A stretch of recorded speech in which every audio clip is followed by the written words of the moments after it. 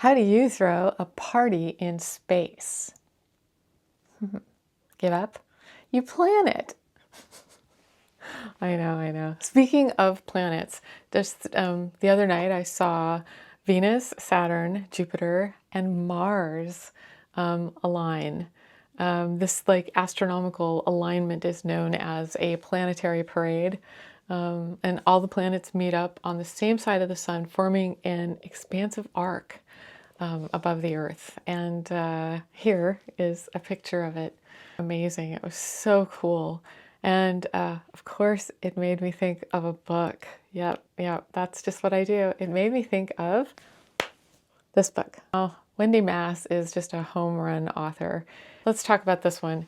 It's like kind of three cliches of, adolescence. You've got the brainiac, you've got the pretty girl, and you've got the antisocial misfit. Wendy Mass develops them into these psychologically nuanced characters who are sympathetic and who are believable and who are memorable. Hi, this is Connie. I'm the BookNook Librarian, and thanks for joining me today with a book that honestly should be a cosmic event. So let's get into it. Allie, Bree, and Jack couldn't be more different. But a total solar eclipse is what brings them together at the Moon Shadow Compound. Yeah, that makes me think of a song. Yeah, Moon Shadow. I'm being followed by... Okay, Moon Shadow Compound. Oh, and by the way, Allie's parents own the camp, and it's the only home that she and her brother have ever known. Most of their lives they've lived on the Moon Shadow Camp, and their parents, basically are, amazing scientists. And Allie is a science nerd, and she loves astronomy. She loves the stars, and her parents are moving the family back to Chicago after the eclipse is over, and they're turning over this amazing camp that they've built to Bree's family. Yeah, and Bree, oh boy, you are in for a treat. Like, Bree is just a fashion queen, and she is stuck in the middle of nowhere. And the last thing Bree wants to do is live at this camp and be homeschooled when she was on track to be a social success icon at her school. So, like, one of the lines in the book is like, dark matter and antimatter don't matter. Especially to Bree. There's Jack, who's just trying to survive, basically. He is just trying to survive. He is accompanying his science teacher because he failed 7th grade science and will have to retake it. But his science teacher gives him, an opportunity to go to this science camp, collect data on an exoplanet. He has a serious crush on Allie, but really lacks all social finesse, to even interact with her at all.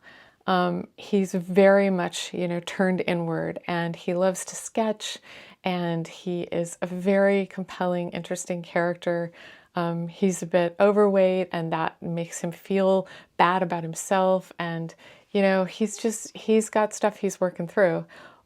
He is such an interesting character, though. Like, you want to just draw him out.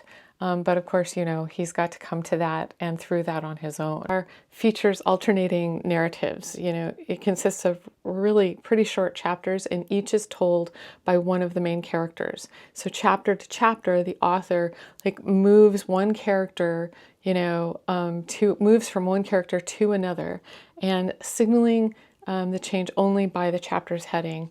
So it's a really very satisfying pace, because just when you're kind of thinking about one character, it wraps up and it's the next chapter and you're back to Jack or back to Bree, and all of their unique voice comes through. As the eclipse changes the sky, it changes their lives too. Teaching them about friendship and about self-discovery and finding their place in the universe. Each of them moved by wonder of this rare astronomical event, and each understands that the experience at the campground has changed them. But how is part of turning the page and getting, acquainted with each character's journey. Do their planets align? Or will all these changes block out any chance of success? You're going to have to read to find out.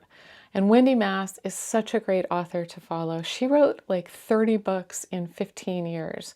And her style of writing is just very inviting and, you know, imaginative and creative. And I